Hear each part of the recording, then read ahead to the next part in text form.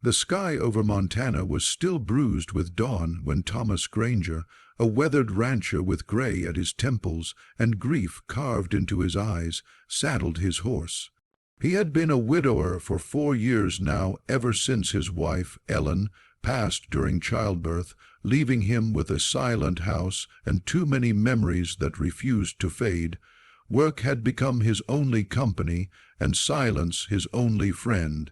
That morning Thomas rode out to a nearby homestead to pay a woman her wages.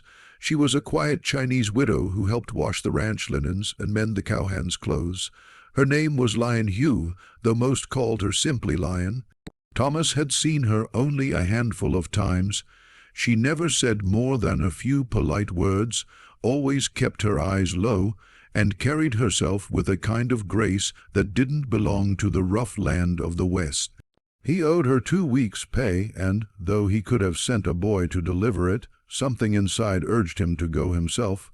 Maybe it was the loneliness, maybe it was curiosity, or maybe, as the old ranch hands said, fate don't knock twice, sometimes it rides in quiet.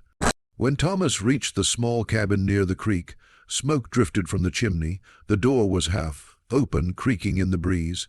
He dismounted and called out, "Mrs. Lian, you here?" No answer. He stepped closer, boots crunching over frost, hardened earth.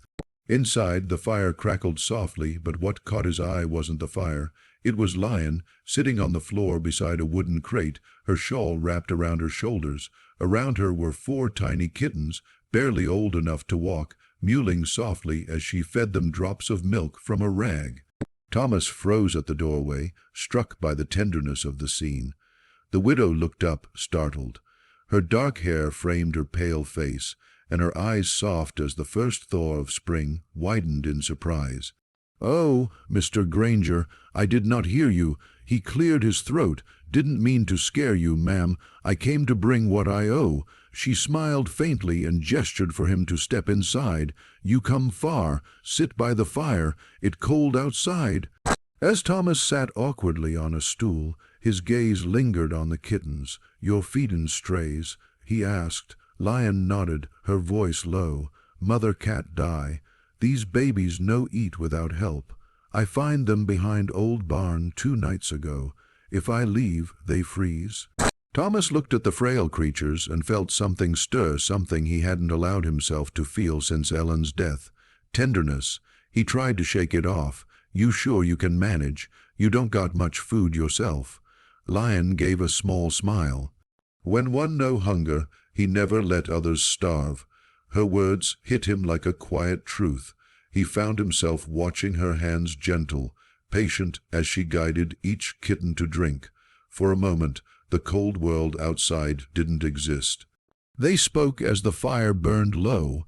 Lian told him her story, how she had come to America with her husband, working on the railroad until an accident took his life, how the town shunned her for her race, how she took in sewing work to survive. "People here," she said softly, "they look, but they no see. You look, Mr. Granger, but you see." Thomas shifted uncomfortably. "Ain't sure that's true." She tilted her head, studying him. "You carry sorrow. I see it in your eyes." He looked away, jaw tight. "Lost my wife and the child.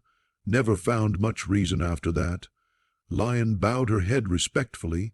"Then maybe reason come back like spring after long snow." Those words stayed with him long after he left that day. A week later, he rode out again, this time with a small sack of milk and a bit of smoked meat. "For the kittens," he said gruffly when Lian opened the door, surprised. Her eyes softened. "You kind, Mr. Granger." He shrugged. "Just don't like seeing good folks starve." But in truth, it wasn't the kittens he was thinking about on his ride home. It was her smile. The way she spoke gently, the way her presence seemed to fill the cracks in his hollow heart. Soon, visiting her became part of his routine. He helped patch her roof, brought her firewood, and even built a small shelter for the kittens behind her cabin. Each visit, their silences grew more comfortable, the kind shared between souls who had both known loss and still chose to care. But word spreads fast in small towns. One afternoon, as Thomas walked into the general store, a man spat tobacco and sneered, didn't know the great Thomas Granger was keeping company with a Chinawoman. Laughter followed. Thomas turned, his eyes cold as steel. "You best mind your tongue." The man scoffed, "She's not your kind, folks'll talk." Thomas's jaw tightened, then let him. "Ain't their business who I share supper with." That night he rode out again to Lian's cabin. He found her sitting outside, lantern glowing beside her. She had heard the whispers too. "I don't want trouble for you," she said softly. "People already think I don't belong."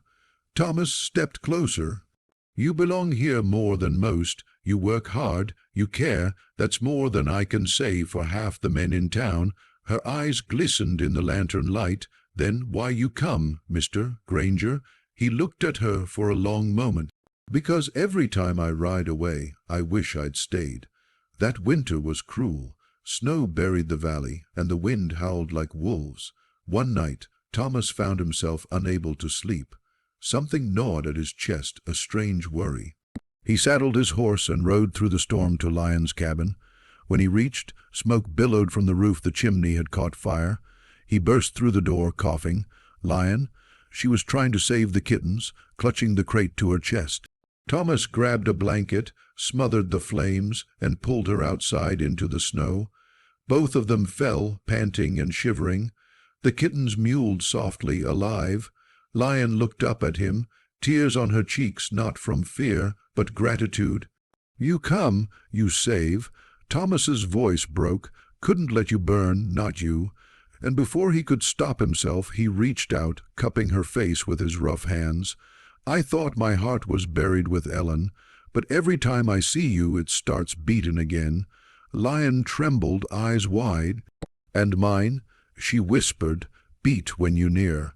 When spring came, the valley bloomed again. The kittens, now grown, played in the grass behind Lian's cabin. Thomas stood beside her, sunlight warming his weathered face. He had rebuilt her roof, repainted the door, and in time asked her to move to his ranch. "Folks will talk," she said softly. He smiled. "Then let 'em talk. A man's life's too short to care what fools say." That evening they shared supper on the porch, the sun dipping behind the hills. For the first time in years, Thomas laughed a deep, honest laugh that came from somewhere real. And when Lian laid her hand over his, he didn't pull away.